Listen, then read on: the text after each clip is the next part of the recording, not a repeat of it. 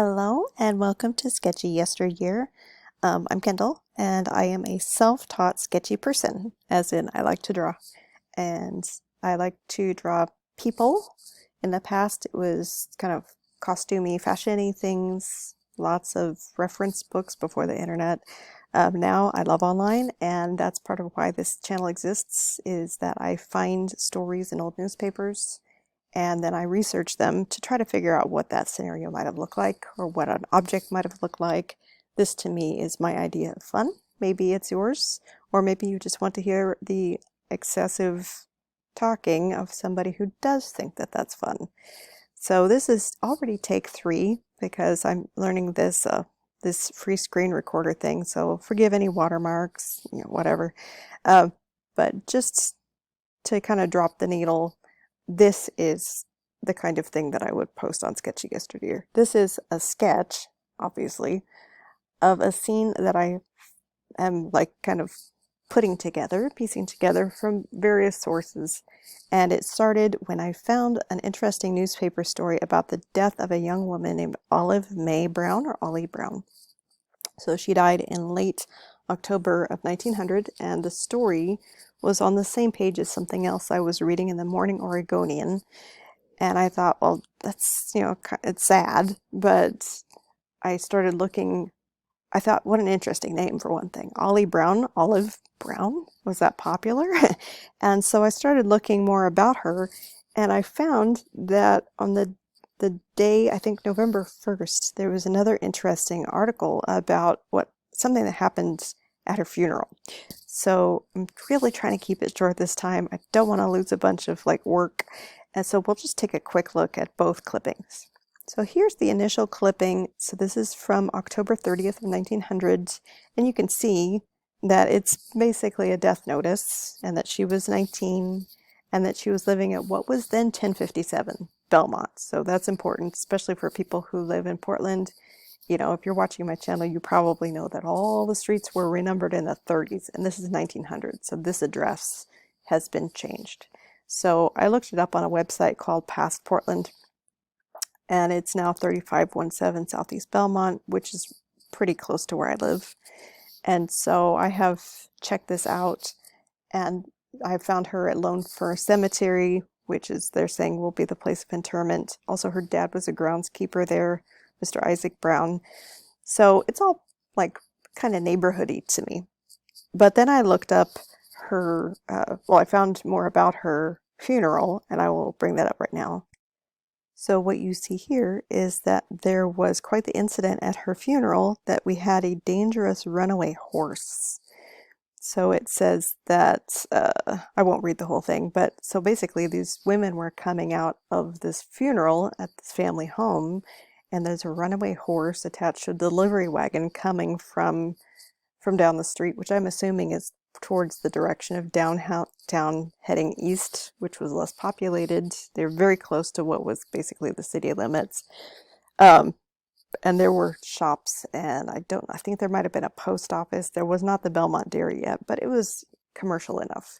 They could have been delivering anything. We don't know. So at any rate, this delivery wagon comes barreling down the sidewalk and almost careens into more people, which would definitely have resulted in injury, if not death.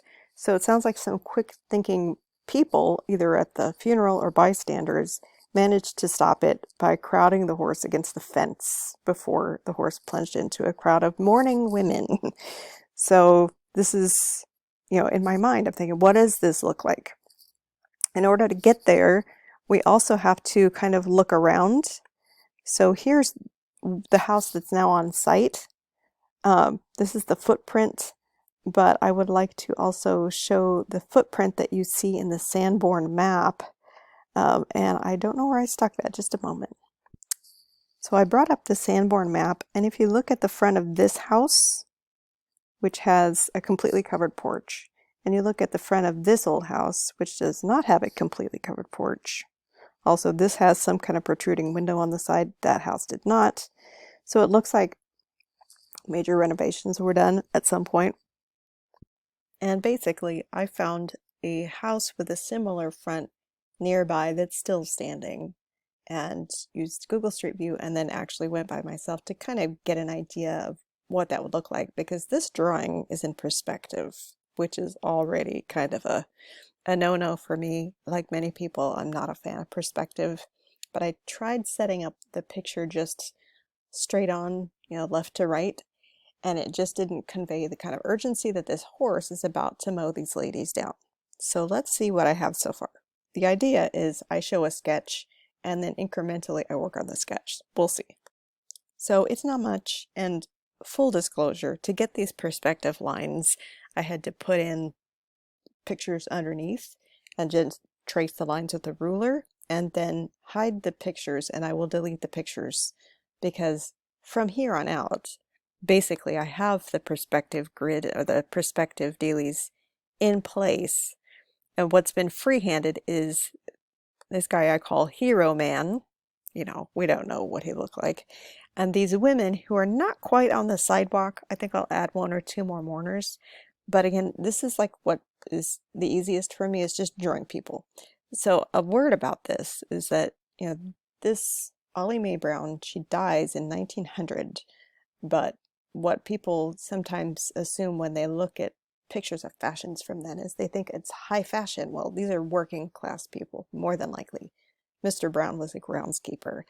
So I'm thinking the silhouettes that you would see here are going to be, kind of out of style. And especially if anybody's wearing mourning, I have read that women would, get one mourning dress young and they would just kind of update it. They would keep it around and update it. But I also don't think that the mourners are wearing full mourning because, they would not necessarily be family. So ideally what will happen with this is that I will flesh out this a little bit more. I'm actually going to make sure I'm drawing on the wrong layer, Kindle. So what we see here are these women. This is late October, early November. The forecast said that that day in 1900 it was 55 degrees and they got 0.3 inches of precipitation and that it was cloudy. So let's just assume that there was some light rain. So I put them in dresses. It's possible that a couple of them might have these little capelets that you see, but very plain. You don't want embellishment. That would have been inappropriate going to a funeral. I've looked up the silhouette of some overcoats that might have had some kind of like panels in them, and I don't know why my this pen is not letting me draw very thick. So let's change our brush. Let's put it on the concept thing, so that you can see better what I'm doing. I'm not sure why it's so. At any rate, oh, that's why. I put it on. I tried to sample the color and it put me on pink instead of red. That will do it. I'll do it every time. So I do have rather old programs for my graphics. I have a very old laptop. So that's the other thing, is like this graphics program is a bajillion years old. I'm sorry, the graphics program is decent. It's called Sketchbook Pro. And I got my copy before they started charging for it again. So not complaining about a free deal. So that would explain why my Micron pen was not working.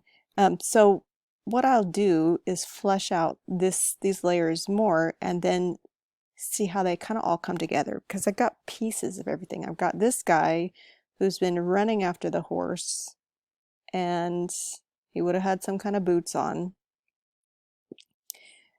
And then the horse is a whole nother thing. What kind of gallop is it doing? So the whole fun of this is to kind of, piece things together and also get more information as I go.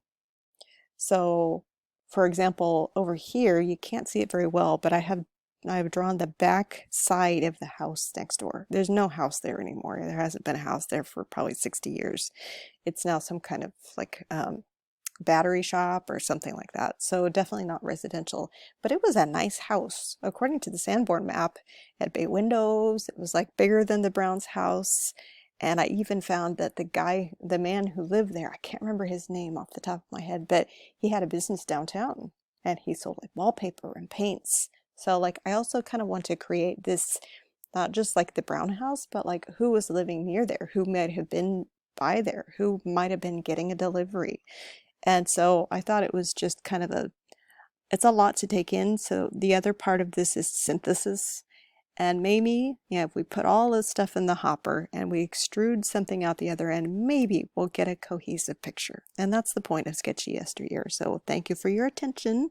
Hope to see you soon. Bye-bye.